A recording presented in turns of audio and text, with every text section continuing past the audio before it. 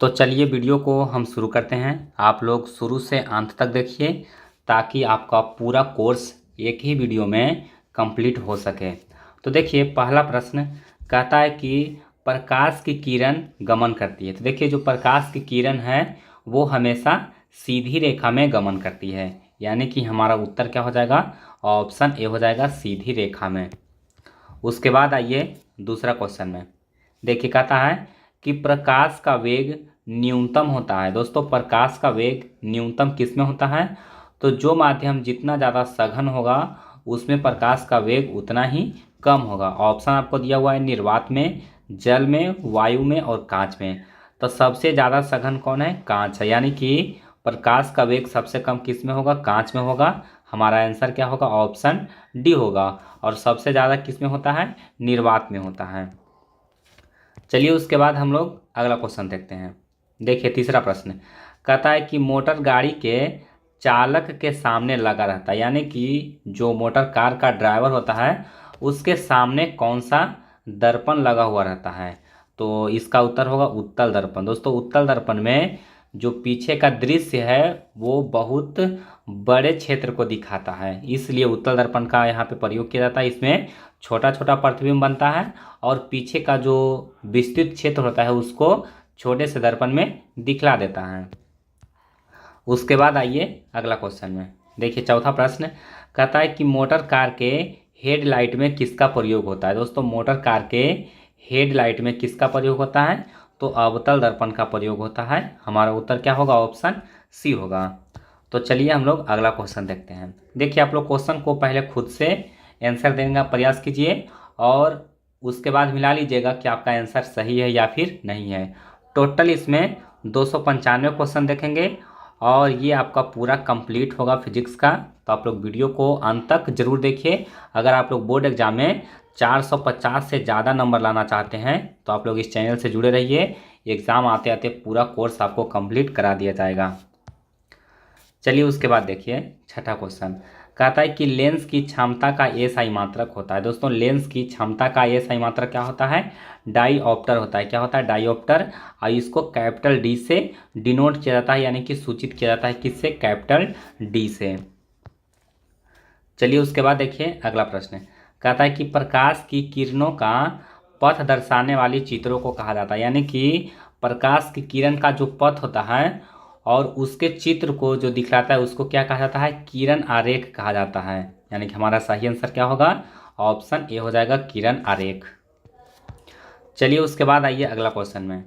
देखिए आठवां क्वेश्चन कहता है कि दो डायोप्टर क्षमता वाले लेंस का फोकसांतर होगा, यानी कि दो डायोप्टर जिसका क्षमता है उसका फोकस दूरी कितना होगा। तो इसका सही आंसर क्या होगा, 50 सेंटीमीटर। यानी कि इसको हम 1/2 करेंगे, यानी कि 1 मीटर में हम लोग, यानी देखिए इसको 100 से अगर हम लोग 2 से भाग देंगे कितना आएगा, 50 आ जाएगा, किसमें, सेंटीमीटर में।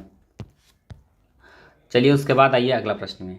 देखिए कहता है कि किसी उत्तल लेंस का फोकसांतर 50 सेंटीमीटर है तो उसकी क्षमता होगी। क्या करेंगे, 100 में हम लोग भागा देंगे, 50 से कितना आएगा, 2 डायोप्टर आएगा। और चूंकि उत्तल लेंस है इसलिए इसका +2 डायोप्टर इसका आंसर होगा, यानी कि ऑप्शन यहाँ पे डी करेक्ट आंसर है।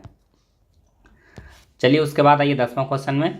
कहता है कि प्रकाश के किरणों के समूह को कहा जाता है। दोस्तों प्रकाश के किरणों के समूह को क्या कहा जाता है, किरण पुंज कहा जाता है। किरण पुंज कहा जाता है और किरण पुंज 3 प्रकार के होते हैं, तो इसको भी आप लोग याद कर लीजिएगा।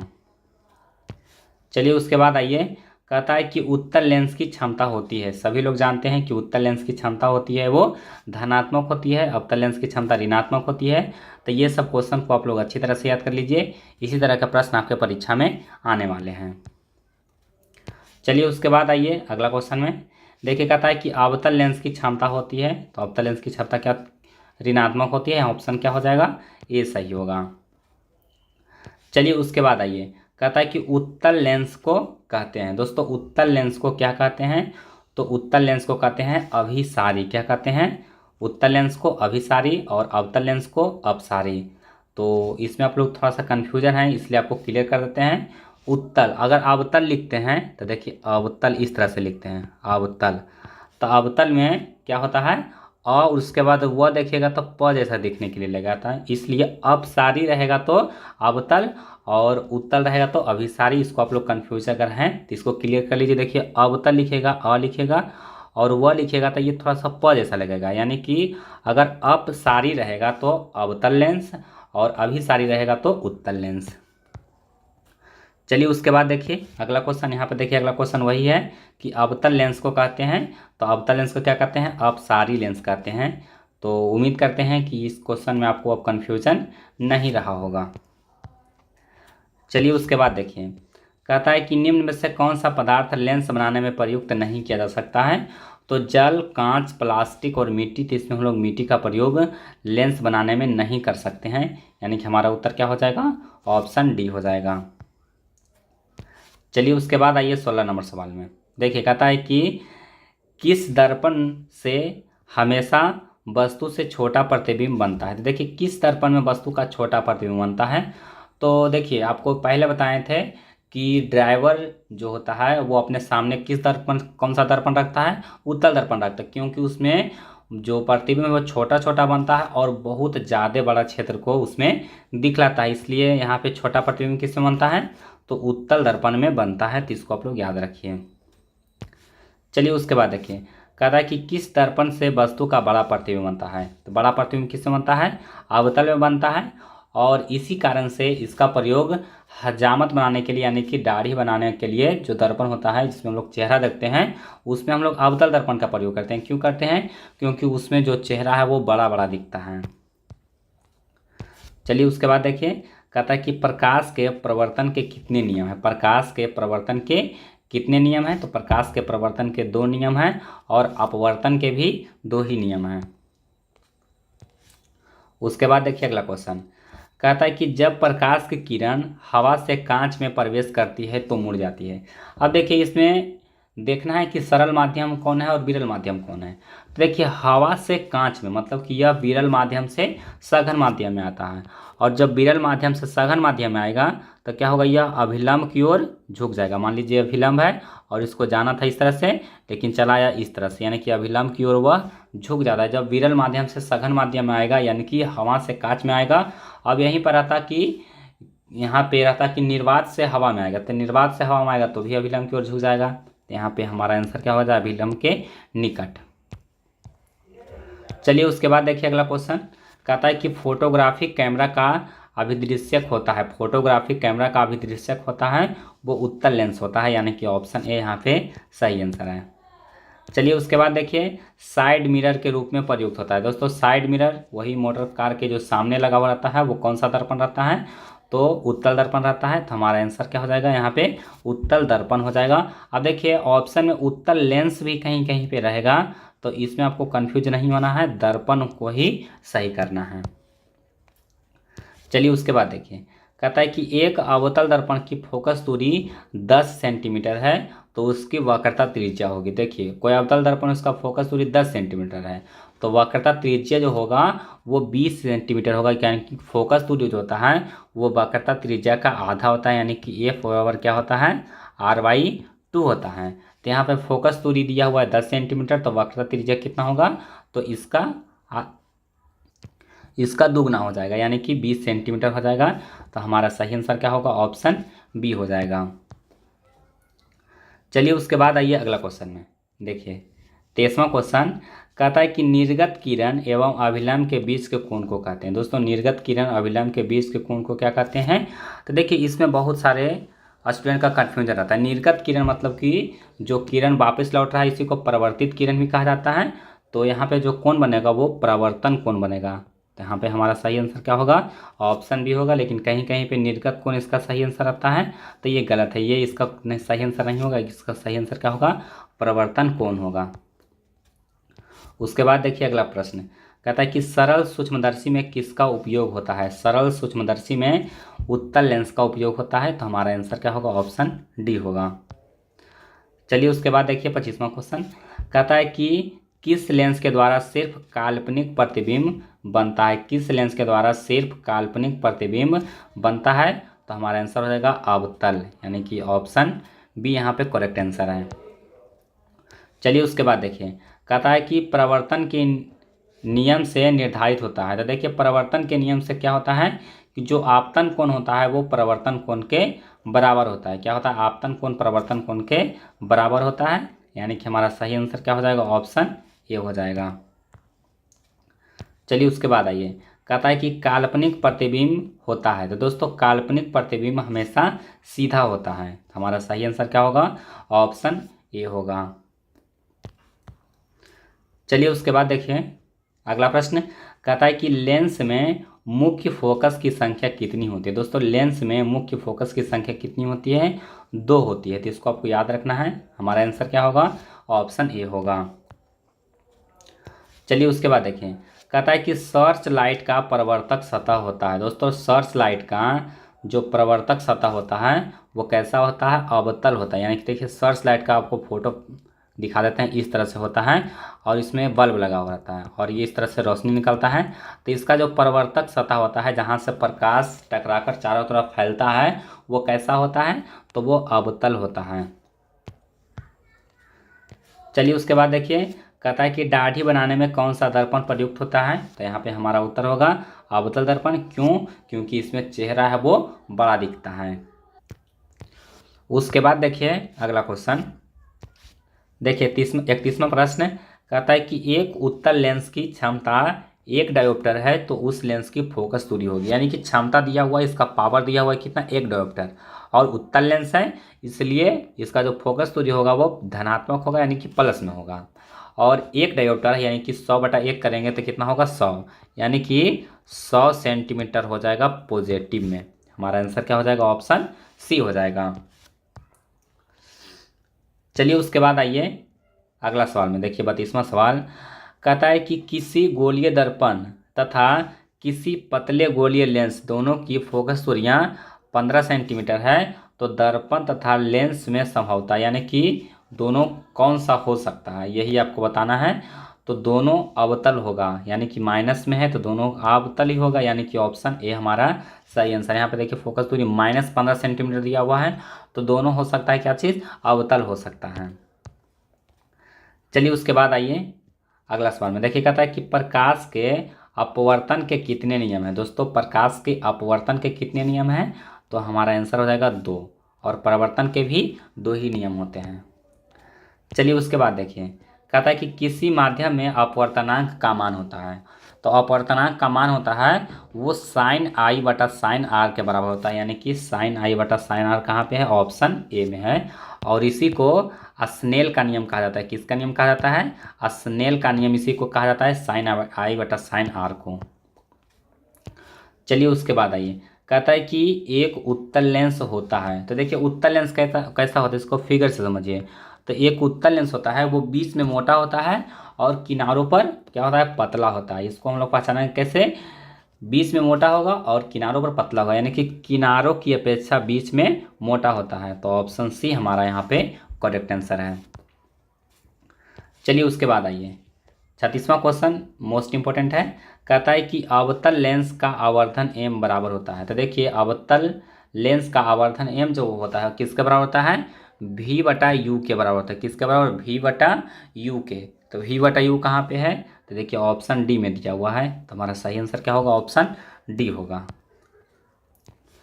चलिए उसके बाद देखिए, कहता है कि गोलीय दर्पण का फोकसांतर एवं वक्रता त्रिज्या के बीच संबंध है। तो अभी आपको बताए थे कि जो फोकस दूरी होता है वो वक्रता त्रिज्या का आधा होता है, यानी कि f बराबर क्या होता है?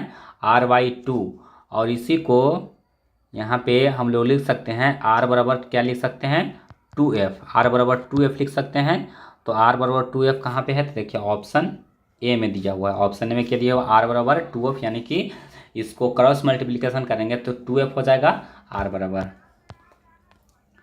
चलिए उसके बाद आइए अगला क्वेश्चन में देखिए 38वां सवाल, कहता है कि सोलर कुकर में प्रयोग होता है। दोस्तों सोलर कुकर में किसका प्रयोग होता है? तो यहाँ पे अवतल दर्पण का प्रयोग होता है। तो हमारा आंसर क्या हो जाएगा? ऑप्शन ए हो जाएगा।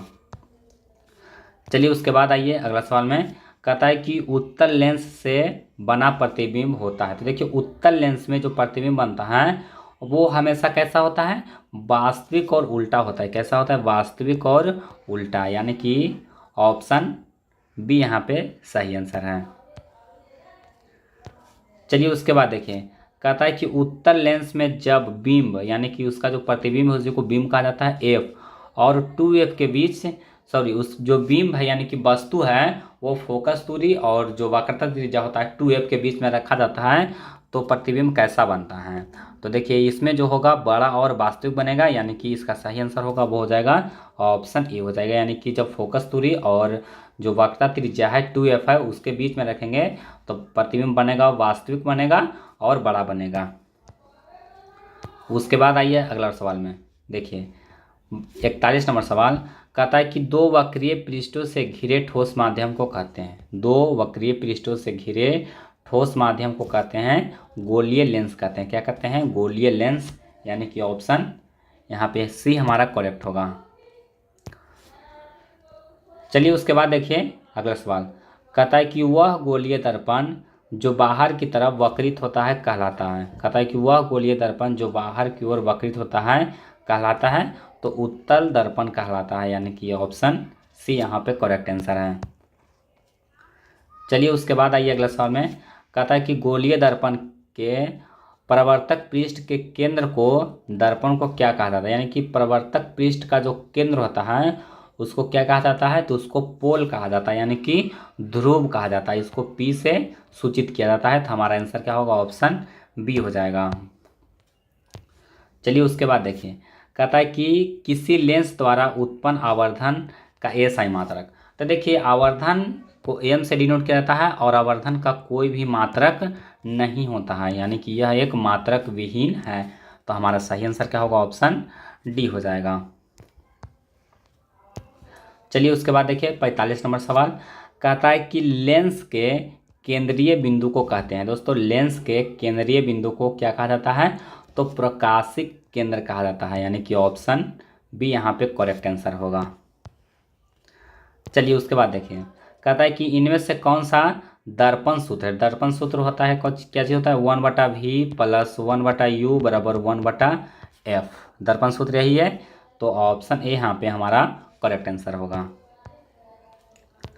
चलिए उसके बाद आइए 47 नंबर सवाल में, कहता है कि गोलीय दर्पण का वक्रता केंद्र किस अक्ष से निरूपित किया जाता है। दोस्तों गोलीय दर्पण का वक्रता केंद्र को किस अक्ष से निरूपित किया जाता है, तो यहाँ पे उसको डिनोट किया जाता है सी से, यानी कि कैपिटल सी से। वक्रता केंद्र को कैपिटल सी से डिनोट किया जाता है। चलिए उसके बाद आइए, कहता है कि निर्वात में प्रकाश की चाल है। दोस्तों निर्वात में प्रकाश का चाल होता है 3 × 10⁸ मीटर पर सेकेंड, यानी कि ऑप्शन ए हमारा करेक्ट आंसर है। चलिए उसके बाद देखिए अगला सवाल, कहता है कि पतले लेंस की आवर्धन क्षमता होती है। दोस्तों पतला लेंस का आवर्धन क्षमता कम होगा, यानी कि ऑप्शन ए यहाँ पे बिल्कुल सही आंसर है।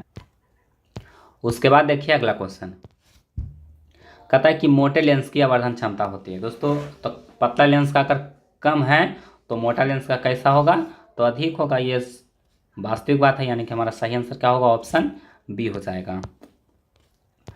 चलिए उसके बाद आइए अगला सवाल में, 51 नंबर सवाल, कहता है कि अवतल दर्पण के ध्रुव और मुख्य फोकस के बीच रखे बीम का प्रतिबिंब की प्रकृति कैसी होगी, तो आभासी और सीधा होगा, यानी कि ध्रुव और मुख्य फोकस के बीच में रखेंगे तो आभासी और सीधा प्रतिबिंब बनता है, तो हमारा उत्तर क्या होगा, ऑप्शन बी हो जाएगा। चलिए उसके बाद आइए अगला सवाल में देखिए, कहता है कि उत्तल लेंस के प्रकाशिक केंद्र और मुख्य फोकस के बीच रखे बीम का प्रतिबिंब कैसा बनेगा, तो उत्तल लेंस में भी आभासी और सीधा बनेगा, यानी कि ऑप्शन बी इसका करेक्ट आंसर है। चलिए उसके बाद आइए अगला सवाल में, कहता है कि अवतल दर्पण में मुख्य फोकस पर रखे बीम का प्रतिबिंब की स्थिति होती है, यानी कि अवतल दर्पण में अगर हम लोग मुख्य फोकस यानी कि फोकस पर हम लोग अगर कोई वस्तु को रखेंगे तो उसका जो प्रतिबिंब बनेगा वो कैसा बनेगा, तो हमारा सही आंसर होगा अनंत पर, यानी कि जब हम लोग फोकस पर किसी चीज़ का अगर कोई वस्तु रखते हैं तो उसका जो प्रतिबिंब बनेगा वो अनंत पर बनेगा। चलिए उसके बाद आइए अगला सवाल में, कहता है कि उत्तल लेंस के मुख्य फोकस पर रखे प्रतिबिंब की स्थिति हो, यानी कि अब उत्तल लेंस में, तो उत्तल लेंस में भी सेम कंडीशन है, कहाँ पे बनेगा, तो अनंत पर ही बनेगा, तो हमारा आंसर क्या होगा, ऑप्शन सी होगा। चलिए उसके बाद देखिए, कहता है कि अवतल लेंस के मुख्य फोकस पर रखे प्रतिबिंब, यानी कि अवतल लेंस में अगर हम लोग मुख्य फोकस पर अगर कोई वस्तु रखेंगे तो उसका प्रतिबिंब का स्थिति होगा वो कैसा होगा, तो वह प्रकाशीय केंद्र और फोकस के बीच में बनेगा, यानी कि हमारा सही आंसर क्या होगा, ऑप्शन बी हो जाएगा। चलिए उसके बाद आइए अगला सवाल में, कहता है कि अवतल लेंस के सामने अनंत पर रखे बीम का प्रतिबिंब। तो देखिए कोई वस्तु अगर अनंत पर है तो उसका जो प्रतिबिंब बनेगा वो फोकस पर बनेगा, और अगर कोई फोकस पे है तो उसका अनंत पर बनेगा। इसको आप लोग याद कर लीजिए, ट्रिकली समझ लीजिए, फोकस पर है तो अनंत पर बनेगा, और अगर अनंत पर है तो फोकस पर बनेगा। उसी अनुसार 57 नंबर प्रश्न भी है कि अनंत पर है तो अनंत पर है तो कहाँ पे बनेगा, तो फोकस पर ही बनेगा। तो इसका भी आंसर क्या हो जाएगा, ऑप्शन डी हो जाएगा। चलिए उसके बाद आइए अगला सवाल में, कहता है कि मानव नेत्र के किस भाग पर वस्तु का प्रतिबिंब बनता है। तो देखिए मानव के किस भाग पर वस्तु का प्रतिबिंब बनता है, तो रेटिना पर बनता है, और इसी को दृष्टि पटल भी कहा जाता है। तो हमारा आंसर क्या होगा, ऑप्शन यहाँ पे डी हो जाएगा। चलिए उसके बाद आइए, कहता है कि तारों के टिमटिमाने की व्याख्या किस सिद्धांत पर आधारित है। तारे टिमटिमाने का जो व्याख्या है वो किस सिद्धांत पर आधारित है, तो यह प्रकाश के अपवर्तन के सिद्धांत पर कार्य करता है, यानी कि इस पर आधारित है, तो प्रकाश के अपवर्तन के सिद्धांत पर। तो हमारा आंसर क्या हो जाएगा, ऑप्शन ए हो जाएगा। चलिए उसके बाद आइए अगला सवाल में, देखिए अगला सवाल भी मोस्ट इंपॉर्टेंट है। कहता है कि नेत्र लेंस की फोकस दूरी अधिक हो जाने पर कौन सा दृष्टि दोष होता है। अगर नेत्र लेंस का फोकस दूरी अधिक हो जाता है तो कौन सा दृष्टि दोष होता है, तो दूर दृष्टि दोष होता है। कौन सा दृष्टि दोष होता है, दूर दृष्टि दोष होता है। और जब कोई आदमी को दूर दृष्टि दोष हो जाता है तो वह निकट की वस्तु को साफ साफ देख नहीं पाता है। तो देखिए इसमें कन्फ्यूजन कहाँ पे होता है, अगर फोकस दूरी अधिक हो गया नेत्र लेंस का तो उसमें दूर दृष्टि दोष होगा, और वह निकट स्थित वस्तु को साफ साफ नहीं देख पाएगा। और इसी का उल्टा होता है निकट दृष्टि दोष में, उसमें क्या होता है, फोकस दूरी कम जाता है और वह दूर की वस्तु को साफ साफ नहीं देख पाता है। चलिए उसके बाद देखिए, कहता है कि नेत्र में किसी वस्तु का बना प्रतिबिंब होता है। नेत्र में वस्तु का जो प्रतिबिंब बनता है वो कैसा बनता है, तो वास्तविक बनता है, उल्टा बनता है, और वस्तु से छोटा बनता है, यानी कि ऑप्शन यहाँ पे सी हमारा करेक्ट आंसर है। चलिए उसके बाद आइए अगला सवाल में, कहता है कि जो नेत्र निकट स्थित वस्तु को स्पष्ट नहीं देख पाता है तो उसमें कौन सा दोष होता है। तो देखिए अभी आपको बताए थे कि अगर निकट में वस्तु रखा हुआ है और वह अगर साफ साफ नहीं देख पाता है तो उसमें कौन सा दृष्टि दोष होगा, तो उसमें दूर दृष्टि दोष होगा, यानी कि उसका जो फोकस दूरी है नेत्र लेंस का वो बढ़ गया है, इसलिए वह निकट की वस्तु को साफ साफ नहीं देख पा रहा है। तो यहाँ पे हमारा आंसर क्या हो जाएगा, ऑप्शन ए हो जाएगा। चलिए उसके बाद आइए अगला सवाल में, देखिए कहता है कि श्वेत प्रकाश की किरण जब किसी प्रिज्म से होकर गुजरती है तब जो रंग सबसे अधिक विचलित होता है वह है, यानी कि जब श्वेत प्रकाश को किसी प्रिज्म से गुजारा जाता है तो क्या होता है, वह 7 रंगों में विभक्त हो जाता है, यानी कि 7 रंग में बैंड बट जाता है। तो उसमें जो सबसे कम विचलित होता है वो कौन सा होता है, तो सबसे कम विचलित होता है लाल रंग। सबसे कम विचलित होता है लाल रंग। यहाँ पर पूछा गया सबसे अधिक विचलित, तो सबसे अधिक विचलित होता है बैंगनी रंग, यानी कि हमारा सही आंसर क्या होगा, ऑप्शन सी होगा। तो देखिए इस तरह के प्रश्न में आपको सबसे पहले क्या देखना है कि क्वेश्चन में पूछा क्या गया है। तो यहाँ पे पूछा गया कि सबसे अधिक विचलित होता है, तो सबसे अधिक विचलित होता है बैंगनी रंग, इसलिए इसका झुकाव होता है वो सबसे ज़्यादा होता है, और लाल रंग का झुकाव सबसे कम होता है और वह सबसे कम विचलित होता है। चलिए उसके बाद आइए अगला सवाल में, देखिए कहता है कि अपने लेंस की फोकस दूरी को बदलकर दूर या निकट की वस्तु को साफ साफ देख सकने के आँख के गुण को कहते हैं। तो इस तरह का जो हमारे आँख में जो प्राकृतिक गुण है इसी को क्या कहा जाता है, समंजन क्षमता कहा जाता है। इसको क्या कहा जाता है, समंजन क्षमता कहा जाता है। तो हमारा आंसर यहाँ पे क्या हो जाएगा, ऑप्शन बी हो जाएगा। चलिए उसके बाद देखिए, कहता है कि जरा दूरदर्शिता से पीड़ित व्यक्ति का उपचार किस प्रकार के लेंस से किया जाता है। अब देखिए यहाँ पे निकट रहता तो हम लोग कहते हैं अवतल लेंस, और अगर दूर दृष्टि दोष रहता तो उसको कहते हैं हम लोग उत्तल लेंस है। लेकिन यहाँ पे जरा दूरदर्शिता है, तो जरा दूरदर्शिता में क्या होता है, बाइफोकल लेंस का प्रयोग किया जाता है। तो इसको आपको याद रखना है, जरा दूरदर्शिता में बाइफोकल लेंस का प्रयोग किया जाता है। चलिए उसके बाद देखिए अगला सवाल, कहता है कि एक स्वस्थ मानव नेत्र के लिए निकट एवं दूर बिंदु क्रमशः है। तो निकट बिंदु है 25 सेंटीमीटर और दूर बिंदु है अनंत। तो हमारा आंसर क्या हो जाएगा, ऑप्शन डी हो जाएगा, 25 सेंटीमीटर और अनंत। चलिए उसके बाद देखिए, कहता है कि जो नेत्र दूर स्थित वस्तु को स्पष्ट नहीं देख पाता है, अभी आपको बताए थे कि दूर की वस्तु अगर साफ साफ नहीं दिख रहा है यानी कि उसमें कौन सा दोष है, तो निकट दृष्टि दोष है। उसमें कौन सा दोष है, निकट दृष्टि दोष है, यानी कि ऑप्शन बी यहाँ पे सही आंसर है। चलिए उसके बाद हम लोग अगला क्वेश्चन देखते हैं। कहता है कि किस दृष्टि दोष में वस्तु का प्रतिबिंब रेटिना के आगे बनता है, यानी कि कौन सा दृष्टि दोष हो जाता है तब रेटिना के आगे बनता है।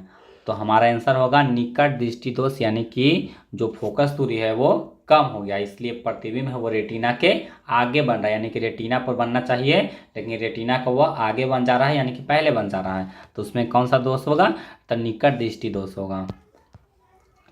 चलिए उसके बाद देखिए, कहता है कि नेत्र की समंजन क्षमता कम हो जाने से उत्पन्न होता है, यानी कि जो विभिन्न दूरी पर वस्तु को रखता है तो फोकस दूरी एडजस्ट करता है, तो उसको हम लोग कहते हैं समंजन क्षमता, और यही वह एडजस्ट नहीं कर पाता है, यानी कि समंजन क्षमता जब कम जाता है तो उसमें कौन सा दृष्टि दोष उत्पन्न होता है, तो जरा दृष्टि दोष, और इसी का उपचार किया जाता है बाइफोकल लेंस से। तो इसको आपको याद रखना है, हमारा आंसर क्या होगा, ऑप्शन सी हो जाएगा।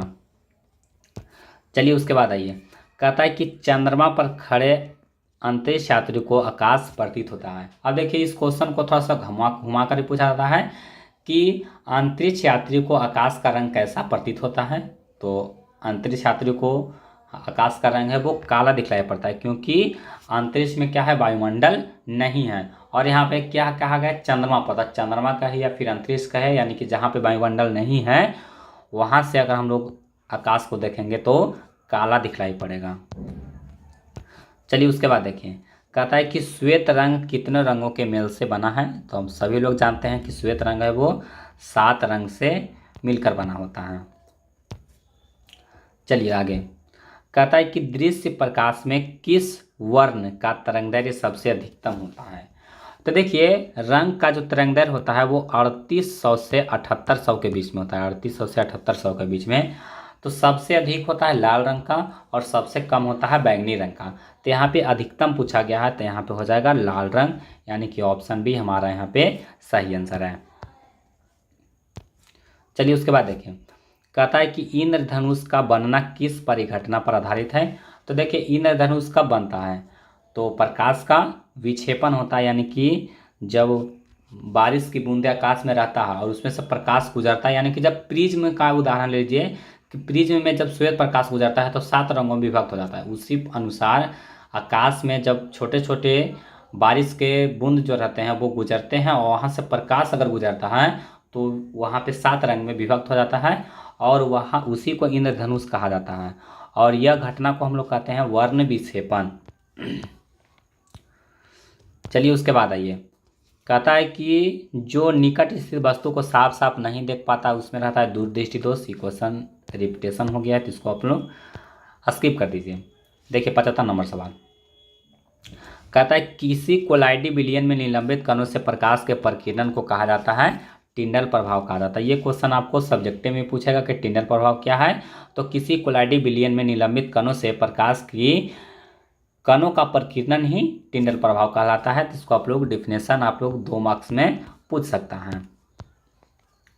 चलिए उसके बाद देखिए, कहता है कि निकट दृष्टि दोष वाले व्यक्ति के चश्मे में होता है। बहुत आसान क्वेश्चन है, निकट कहेगा तो अवतल लेंस, दूर कहेगा तो उत्तल लेंस। चलिए उसके बाद देखिए, कहता है कि मानव नेत्र में उपस्थित लेंस है। तो देखिए मानव नेत्र हम लोग जानते हैं किस तरह से होता है, इस तरह से होता है, और इसका जो आकार होता है वो कैसा, वो उत्तल होता है, यानी कि हमको इसमें ज़्यादा दिमाग नहीं लगाना है, सिर्फ याद रखना है कि उत्तल लेंस होता है। चलिए उसके बाद देखिए, कहता है कि निम्न में से किस दृष्टि दोष को क्रिस्टलीय लेंस धुंधला अपारदर्शी हो जाता है। यानी कि कहता है कि कौन सा दोष जब हो जाता है तो आँख का जो क्रिस्टलीय लेंस है वो धुंधला हो जाता है।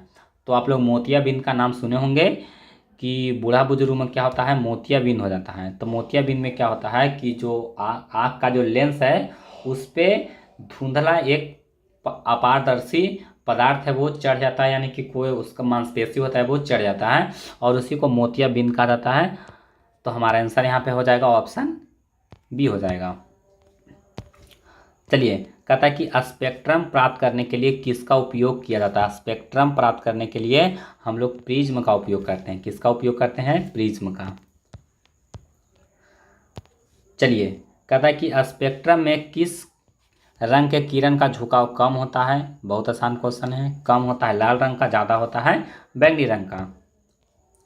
उसके बाद आइए, कहता है कि दीर्घ दृष्टि के निवारण के लिए उपयोग किया जाता है। तो देखिए, दीर्घ दृष्टि यानी कि दूरदृष्टि, और दूरदृष्टि के लिए उत्तल लेंस, यानी कि ऑप्शन बी यहाँ पे करेक्ट आंसर है। चलिए, उसके बाद आइए, कहता है कि प्रिज्म से प्रकाश की कौन सी परिघटना होती है। देखिए, प्रिज्म से क्या होता है कि जब श्वेत प्रकाश को गुजारेंगे तो वह 7 रंगों में बट जाएगा और इसी को कहा जाता है वर्ण विक्षेपण। तो हमारा आंसर क्या हो जाएगा, ऑप्शन सी हो जाएगा।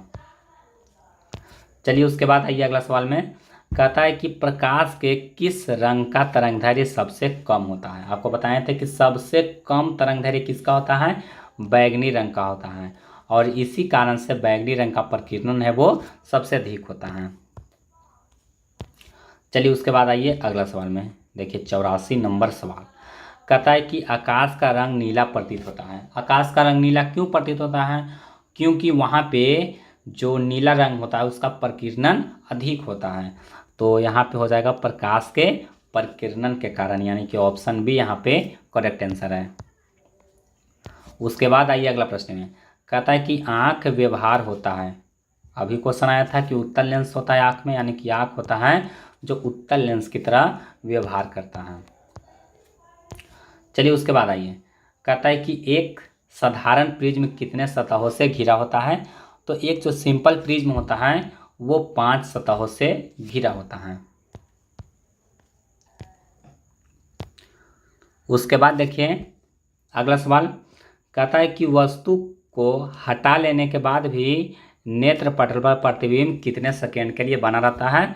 तो 1/10 सेकेंड हमारा सही आंसर होगा। कितना देर के लिए, तो 1/10 सेकेंड, यानी कि ऑप्शन ए यहाँ पे बिल्कुल सही आंसर है।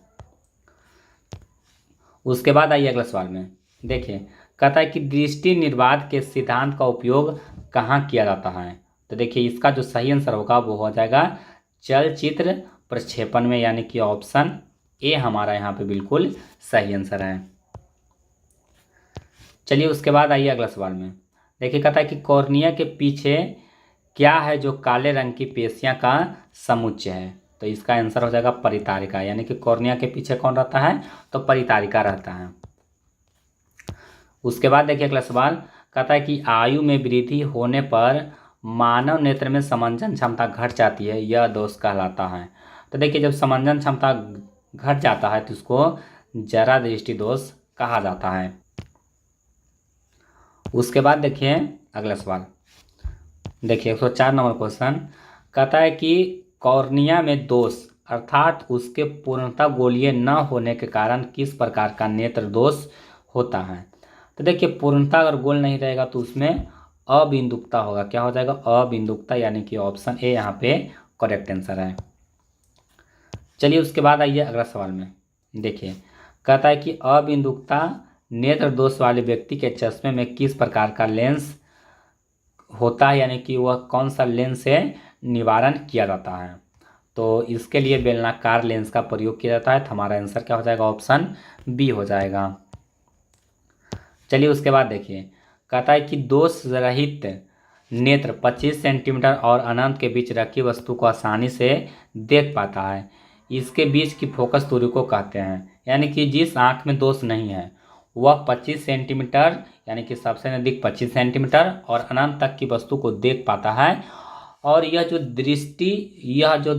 दृष्टि का दूरी होता है उसके बीच के दूरी को हम लोग क्या कहते हैं, तो उसको दृष्टि परिसर कहते हैं। क्या कहते हैं, दृष्टि परिसर, यानी कि ऑप्शन ए इसका करेक्ट आंसर है। चलिए उसके बाद आइए अगला सवाल में। कहता है कि दूर दृष्टि वाली आंखें साफ साफ देख सकती है, यानी कि जिस आंख में दूर दृष्टि दोष है वह दूर की वस्तु को साफ साफ देखेगा और वह निकट की वस्तु को नहीं देख पाएगा। चलिए उसके बाद देखिए, कहता है कि अभिनेत्र लेंस की फोकस दूरी में परिवर्तन किया जाता है। अभिनेत्र लेंस की फोकस दूरी में परिवर्तन किसके किया जाता है, तो पश्चिमाभि के द्वारा किया जाता है। इसका करेक्ट आंसर होगा ऑप्शन सी हो जाएगा। चलिए उसके बाद आइए अगला सवाल में। देखिए 109 नंबर सवाल कहता है कि रेटिना प्रकाश को परिवर्तित करता है। रेटिना है वो प्रकाश को किस रूप में परिवर्तित करता है, तो वह विद्युत सिग्नल के रूप में परिवर्तित करता है। तो हमारा आंसर क्या होगा, ऑप्शन भी होगा। और यह विद्युत सिग्नल हमारे दिमाग को भेजता है, यानी कि मस्तिष्क को भेजता है। तो ये आपको हमेशा बात याद रखना है। उसके बाद देखिए, कहता है कि नेत्रदान करने वाले व्यक्ति की आयु सीमा होगी। तो देखिए नेत्रदान कोई भी लोग कर सकते हैं, इसके लिए आयु सीमा निर्धारित नहीं है, बस आंख है वो सही सलामत होना चाहिए। तो इसका आंसर हो जाएगा ऑप्शन डी हो जाएगा। चलिए उसके बाद आइए अगला सवाल में। कहता है कि मृत्यु के पश्चात कितने घंटे के अंदर नेत्र निकाल लेना चाहिए, यानी कि कितना देर तक अगर नेत्रदान करना है, कोई व्यक्ति मर गया तो उसका जो आंख है वो कितना घंटा के बाद, यानी कि कितना घंटा होने से पहले उसको निकाल लेना है, तो 4 से 6 घंटा के पहले उसका आंख है वो निकाल लेना है, तभी वह नेत्रदान करेगा और वह जो आंख है वो सही स्थिति में रहेगा। उसके बाद आइए अगला सवाल में। कहता है कि इनमें से कौन व्यक्ति नेत्रदान कर सकता है। दोस्तों इनमें से कौन व्यक्ति नेत्रदान कर सकता है, संक्रमण से पीड़ित, मधुमेह से रोगी, दमे का रोगी, और डी दिया गया है बी एवं सी दोनों। देखिए इसका जो आंसर होगा वो हो जाएगा बी एवं सी दोनों। खाली संक्रमण रोग से पीड़ित व्यक्ति है वो नेत्रदान नहीं कर सकता है। उसके बाद देखिए अगला सवाल। कहता है कि कौन रंग जिसका खतरे के सिग्नल में उपयोग किया जाता है। तो खतरा का सिग्नल में हम लोग लाल रंग का प्रयोग करते हैं। बहुत आसान क्वेश्चन है, इसका कोई बच्चा भी इसका आंसर बता देगा। चलिए उसके बाद देखिए, कहता है कि प्रकाश एक पतली झिल्ली से होकर नेत्र में प्रवेश करता है, इस झिल्ली को कहते हैं। तो इस झिल्ली को हम लोग क्या कहते हैं, कॉर्निया कहते हैं। क्या कहते हैं, कॉर्निया। और हमारा सही आंसर होगा ऑप्शन बी। चलिए उसके बाद देखिए, चूजे के दृष्टिपटल में कौन सी कोशिकाएं नहीं होती है। चूजा किसको कहते हैं, मुर्गी का जो बच्चा होता है उसको चूजा कहा जाता है। तो चूजा में कहता है कि कोशिकाएं नहीं होती है, तो हमारा यहाँ पे हो जाएगा शंकु कोशिका, यानी कि ऑप्शन बी यहाँ पे करेक्ट आंसर है। चलिए उसके बाद आइए, कहता है कि सूर्योदय और सूर्यास्त के समय सूर्य का गोला दिखता है। तो जो सूर्य का गोला दिखता है वो कैसा दिखता है, चपटा दिखता है। यानी कि सूर्योदय यानी कि सूर्य उगते समय और डूबते समय जो सूर्य का गोला है वो कैसा दिखता है, चपटा दिखता है। उसके बाद देखिए, कहता है कि कांच का अपवर्तनांक किस वर्ण के लिए अधिकतम है। तो किस वर्ण के लिए अपवर्तनांक अधिकतम होता है, तो बैगनी रंग के लिए। हमारा सही आंसर क्या होगा, ऑप्शन सी हो जाएगा। चलिए उसके बाद देखिए, कहता है कि लाल गुलाब को हरे प्रकाश में देखा जाए तो कैसा प्रतीत होगा। यानी कि लाल गुलाब को जब हम लोग हरा प्रकाश में देखेंगे तो कैसा दिखेगा, काला दिखेगा। ये आप लोग प्रैक्टिकली करके भी देख सकते हैं।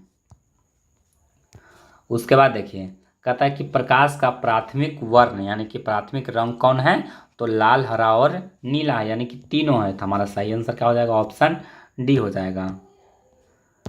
चलिए उसके बाद देखिए अगला सवाल।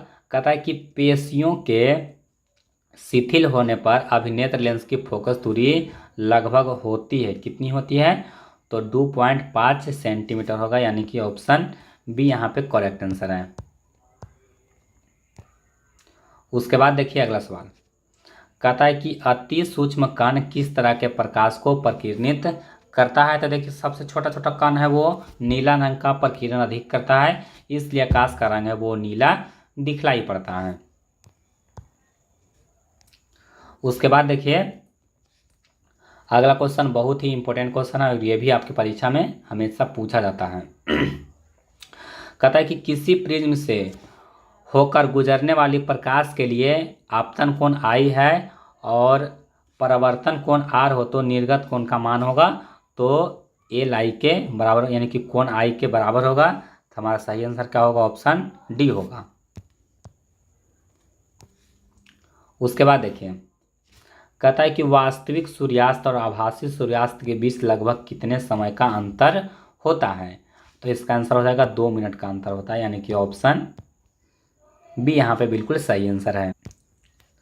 उसके बाद देखिए अगला क्वेश्चन 124 नंबर सवाल, कहता है कि उदय और अस्त होते समय सूर्य दिखाई देता है तो उगते समय और डूबते समय सूर्य वो कैसा दिखलाई पड़ता है? तो लाल दिखलाई पड़ता है। हमारा सही आंसर क्या होगा? ऑप्शन बी हो जाएगा। चलिए उसके बाद देखिए, कहता है कि एंगस्ट्रम का मान होता है दोस्तों, एक एंगस्ट्रम बराबर होता है 10⁻⁻10 मीटर। क्या होता है? 10⁻⁻10 मीटर, यानी कि ऑप्शन ए हमारा सही आंसर है। चलिए उसके बाद देखिए, कहता है कि प्रिज्म से प्रकाश की कौन सी परिघटना घटती है? तो प्रिज्म से प्रकाश की कौन सी परिघटना घटती है? तो प्रिज्म से क्या होता है? वर्ण विक्षेपण होता है। चलिए उसके बाद देखिए, कहता है कि नेत्र लेंस की फोकस दूरी अधिक हो जाने से कौन सा दृष्टि दोष होता है? नेत्र लेंस की फोकस दूरी जब अधिक हो जाता है तो उसमें दूरदृष्टि दोष होता है। उसके बाद आइए अगला सवाल में, कहता है कि किस दृष्टि दोष में किसी वस्तु का प्रतिबिंब रेटिना के आगे बनता है? तो रेटिना के आगे कौन सा दृष्टि दोष होता है? तो बनता है तो निकट दृष्टि दोष में।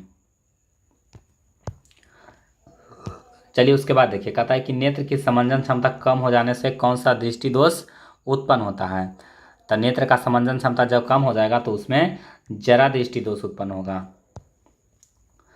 चलिए उसके बाद आइए अगला सवाल में देखिए, कहता है कि तारों का टिमटिमाना प्रतीत होता है, यानी कि तारे किस कारण से टिमटिमाते हैं? तो वायुमंडल के अपवर्तन के कारण टिमटिमाता है, यानी कि ऑप्शन ए हमारा सही आंसर होगा। उसके बाद देखिए अगला सवाल, कहता है कि किसी कण पर पड़कर प्रकाश के अंश को विभिन्न दिशाओं में छितराना तो क्या कहलाता है? तो छितरा जाता है, यानी कि चारों तरफ फैल जाता है, तो उसको क्या कहा जाता है? प्रकाश का प्रकीर्णन कहा जाता है, यानी कि ऑप्शन डी हमारा यहाँ पे बिल्कुल सही आंसर होगा। चलिए उसके बाद आइए अगला सवाल में, कहता है कि निम्नलिखित में से कौन अर्धचालक नहीं है? अर्धचालक इसमें कौन नहीं है? सिलिकॉन, जर्मेनियम, पारा और इनमें से कोई नहीं। तो इसमें अर्धचालक कौन नहीं है? सिलिकॉन है, जर्मेनियम है, पारा नहीं है। पारा क्या है? धातु है जो द्रव अवस्था में रहता है। तो हमारा आंसर यहाँ पे हो जाएगा ऑप्शन सी हो जाएगा। उसके बाद आइए अगला सवाल में, कहता है कि वोल्ट बटा एम्पियर दर्शाता है। दोस्तों वोल्ट बटा एम्पियर किस चीज़ को दर्शाता है? तो प्रतिरोध को दर्शाता है, यानी कि इसका हमारा आंसर क्या हो जाएगा? ओम होगा। प्रतिरोध का मात्रक क्या होता है? ओम होता है। चलिए देखिए अगला क्वेश्चन उसी पर है, कहता है कि विद्युत प्रतिरोध का मान है। तो विद्युत प्रतिरोध का मान क्या होता है? ओम होता है, यानी कि हमारा सही आंसर क्या होगा? ऑप्शन सी हो जाएगा। उसके बाद देखिए विद्युत धारा का मात्रक, तो विद्युत धारा का मात्रक यहाँ पे क्या होता है? एम्पियर होता है। तो हमारा आंसर क्या होगा? ऑप्शन डी होगा। उसके बाद देखिए अगला प्रश्न, देखिए बहुत आसान क्वेश्चन है, कहता है कि 1, 2 और 3 ओम के 3 प्रतिरोध को श्रेणी क्रम में जोड़ा है। तो समतुल्य प्रतिरोध श्रेणी क्रम में डायरेक्ट हम लोग जोड़ देंगे, 1, 2, 3 हो गया और 3 कितना हो गया? 6 ओम। श्रेणी क्रम कहेगा तो डायरेक्ट हम लोग जोड़ देंगे तीनों को। तो हमारा आंसर क्या होगा? ऑप्शन डी हो जाएगा 6 ओम। जैसे इसको हम लोग R1 + R2 + R3 करेंगे और तीनों का वैल्यू आ जाएगा। उसके बाद देखिए, कहता है कि विभवांतर का एसआई मात्रक क्या होता है? विभवांतर का एसआई मात्रक क्या होता है? तो विभवांतर का एसआई मात्रक होता है वोल्ट। हमारा सही आंसर क्या होगा? ऑप्शन डी हो जाएगा। चलिए उसके बाद आइए अगला सवाल में, कहता है कि विभव का मात्रक है। विभव का मात्रक क्या होता है? तो यहाँ पे विभव का मात्रक ही वोल्ट होगा, यानी कि ऑप्शन डी हम बी यहाँ पे बिल्कुल सही आंसर होगा। चलिए उसके बाद आइए अगले सवाल में, देखिए कहता है कि 100 वाट 220 वोल्ट के विद्युत बल पर प्रतिरोध, तो प्रतिरोध का भी बराबर क्या होता है? आई आर होता है। आई आर होता है तो आर बराबर क्या हो जाता है? V/I। आर बराबर क्या हो जाएगा? V/I। आई। और देखिए आर बराबर होता है, एक फॉर्मूला होता है वी स्क्वायर बटा पी, दोनों को आप लोग याद रखिए। एक आर बराबर होता है वी बटा आई और एक आर वी स्क्वायर बटा पी। अब देखिए वोल्ट का स्क्वायर करेंगे तो 22 का स्क्वायर करेंगे तो 444 पर 4 जीरो हो जाएगा और 100 से 100 कैंसिल, यानी कि 484 वो हमारा आंसर आएगा। तो इसको आप लोग याद रखिएगा। प्रतिरोध निकालने के लिए वी स्क्वायर बटा पी, यानी कि पावर कितना दिया हुआ है तो 100 वाट दिया हुआ है, इसको हम लोग 100 से भाग देंगे तो हमारा आंसर आ जाएगा। उसके बाद आइए अगला सवाल में, देखिए कहता है कि टंगस्टन निम्नलिखित में से किस ताप पर पिघलता है। तो देखिए टंगस्टन का जो गलनांक बिंदु है वो 3500 डिग्री सेल्सियस है, यानी कि ऑप्शन सी यहाँ पे करेक्ट आंसर है। चलिए उसके बाद आइए अगला सवाल में, कहता है कि विद्युत शक्ति का मात्रक है। देखिए विद्युत शक्ति का मात्रक क्या होता है, तो विद्युत शक्ति यानी कि पावर, और इसका ऐसा मात्रक क्या होता है, वाट होता है, यानी कि ऑप्शन डी यहाँ पे करेक्ट आंसर है। चलिए उसके बाद आइए अगला सवाल में, कहता है कि प्रतिरोध का एसआई मात्रक क्या है। प्रतिरोध का एसआई मात्रक क्या होता है, ओम होता है, यानी कि ऑप्शन डी यहाँ पे करेक्ट आंसर है। चलिए उसके बाद देखिए, कहता है कि 12 वोल्ट विभवांतर के दो बिंदुओं के बीच में 2 कूलम आवेश ले जाने पर किया गया कार्य होगा। तो देखिए यहाँ पे हमको कार्य निकालना है, तो कार्य निकालने के लिए W बराबर क्या हो जाएगा, कार्य बराबर क्या हो जाएगा, तो 12 विभवांतर अगुने कितना चार्ज ले जाया गया, तो दो कूलम, तो 12 दूनी 24 जूल, यानी कि हमारा आंसर क्या हो जाएगा, ऑप्शन बी हो जाएगा 24 जूल। तो इसका सही आंसर क्या है, ऑप्शन बी है। चलिए उसके बाद देखिए अगला सवाल, कहता है कि सेल के विद्युत वाहक बल का मात्रक है। विद्युत वाहक बल को इंग्लिश में ईएमएफ कहा जाता है, इलेक्ट्रिक मोटिव फोर्स। ये बैटरी में होता है, सेल में होता है ईएमएफ, यानी कि विद्युत वाहक बल, और इसको भी वोल्ट में ही कैलकुलेट किया जाता है, यानी कि इसका मात्रक हो जाएगा वो वोल्ट ही होगा। चलिए उसके बाद देखिए अगला सवाल 145 नंबर क्वेश्चन, कहता है कि एक एमीटर के स्केल पर 0 तथा 2 एम्पियर के बीच में 20 विभाग है, इसका अल्प तक मांग होगा। यानी कि 2 एम्पियर के बीच में कितना विभाग है, तो 20 भाग में डिवाइड किया गया, तो इसको क्या करिएगा, भागा दीजिएगा 20 से, यानी कि 2 को 20 से भागा दीजिएगा तो 0.1 एम्पियर, यानी कि उसमें एक भाग होगा वो 0.1 एम्पियर को दर्शाएगा। देखिए इसको आप लोग समझ लीजिए। तो देखिए 2 वोल्ट को यहाँ से 20 भाग में हमको डिवाइड करना है, यानी कि एक वोल्ट मीटर है वो इस तरह से दिखला रहा है, तो 20 भाग में डिवाइड करेंगे तो इसका जो एक भाग होगा वो कितना धारा दिखाएगा, तो 0.1 एम्पियर दिखाएगा। उसके बाद आइए अगला सवाल में, कहता है कि आवेश का एसआई मात्रक होता है। दोस्तों आवेश का एसआई मात्रक क्या होता है, कूलम होता है। आवेश का एसआई मात्रक क्या होता है, कूलम होता है, यानी कि ऑप्शन डी यहाँ पे करेक्ट आंसर है। उसके बाद देखिए अगला सवाल, कहता है कि जब किसी चालक तार से विद्युत धारा प्रवाहित होती है तो गतिशील कण होता है, तो उसमें गतिशील कण कौन होता है, इलेक्ट्रॉन होता है। हमारा आंसर क्या हो जाएगा, ऑप्शन डी हो जाएगा। उसके बाद देखिए अगला सवाल, कहता है कि निम्नलिखित में से कौन विद्युत का सुचालक है। सल्फर, प्लास्टिक, आयोडीन और ग्रेफाइट। तो देखिए ग्रेफाइट जो पेंसिल का जो नीडल होता है वो उसमें ग्रेफाइट रहता है और वह विद्युत का सुचालक होता है, इसको आप याद रखिए। हमारा आंसर क्या होगा, ऑप्शन डी हो जाएगा। चलिए उसके बाद आइए, कहता है कि विभवांतर का ऐसा मात्रक, विभवांतर का ऐसा मात्रक क्या होता है, वोल्ट होता है, वी। चलिए उसके बाद देखिए 150 नंबर सवाल, कहता है कि विद्युत बल्ब का तंतु किस धातु का बना होता है। विद्युत बल्ब का तंतु किस धातु का बना रहता है, तो यह टंगस्टन का बना रहता है। दोस्तों इस वीडियो में हम लोग 150 क्वेश्चन देख चुके हैं, तो इसका जो अगला वीडियो आएगा उसमें हम लोग बाकी का जो क्वेश्चन बच रहा है, यानी कि इसका जो पार्ट 2 आएगा उसमें हम लोग बाकी का क्वेश्चन देख लेंगे, क्योंकि लगभग 50 मिनट का वीडियो हो चुका है। आप लोग चैनल को सब्सक्राइब कीजिए ताकि दूसरा वीडियो का नोटिफिकेशन आपको मिल सके और वो वीडियो आप लोग पहले देख सके। और दोस्तों दोनों वीडियो अपलोड करने के बाद इसका PDF भी आपको हम व्हाट्सएप पर प्रोवाइड कर देंगे, तो आप लोग व्हाट्सएप नंबर अपना कमेंट कर दीजिएगा, वहाँ पे आपको मिल जाएगा। और एक सवाल आपके लिए है कि विद्युत बल्ब में कौन सा गैस भरा जाता है, यानी कि इसमें कौन सा गैस भरा जाता है, और जो लोग इसका सही जवाब देंगे उन्हीं को ये PDF हम व्हाट्सएप पर सेंड करेंगे, बाकी को लिंक से डाउनलोड करना पड़ेगा। तो आज के लिए बस इतना ही, मिलते हैं आपको अगले वीडियो में।